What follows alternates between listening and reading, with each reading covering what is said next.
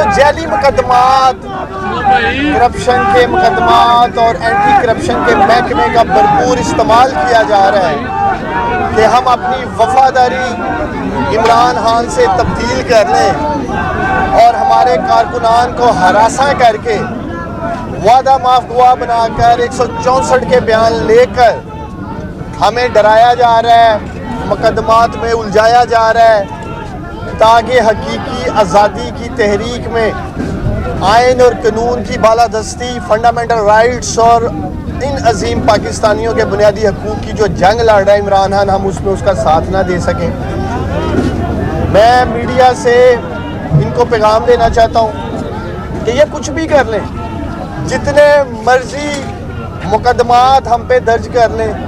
ہم عمران خان کے ساتھ کھڑے تھے، کھڑے ہیں، انشاءاللہ تعالیٰ کھڑے رہیں گے۔ عثمان ڈار کو آنے والے الیکشن میں راستے سے ہٹانے کے لیے ایسی بھونڈی حرکتیں کی جا رہی ہیں، خواجہ آصف کان کھول کے سن لو، جیل میں بھی بیٹھ کے تمہارا مقابلہ کریں گے اگر یہ سمجھتا ہے کہ ہمیں اس طرح کے جعلی مقدمات میں الجھا کر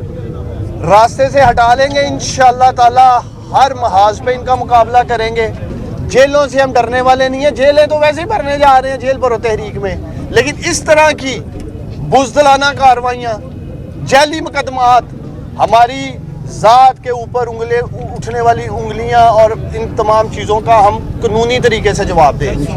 پاکستان میں عرض کروں، پاکستان میں اس وقت عمران خان صاحب کے ساتھ وفاداری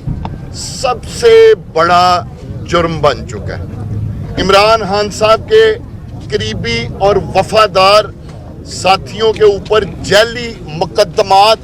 صرف اس لیے بنائے جا رہے ہیں کہ ان کو دبایا جا سکے۔ میں انہیں کہنا چاہتا ہوں کہ آپ جعلی مقدمات بنا کر اپنا وقت کیوں ضائع کر رہے ہیں؟ جائیں جا کے اپنی جیلوں میں انتظامات کریں، اپنی جیلوں کے انتظامات ٹھیک کریں۔ ہم تو اپنے لیڈر کی کال کا انتظار کر رہے ہیں۔ جس دن ہمارے لیڈر نے کال دینی ہے جیل برو تحریک کی، ہم تو خود تیار بیٹھے ہیں جیلوں میں آنے کے لیے۔ لیکن اگر آپ سمجھتے ہو کہ آپ کے ایسے اوچھے ہتھکنڈوں سے ہماری وفاداری میں عمران خان صاحب سے کوئی بھی فرق پڑے گا تو ہم 1 انچ بھی عمران خان سے اپنی وفاداری کے معاملے میں پیچھے نہیں ہٹیں گے۔ اور میں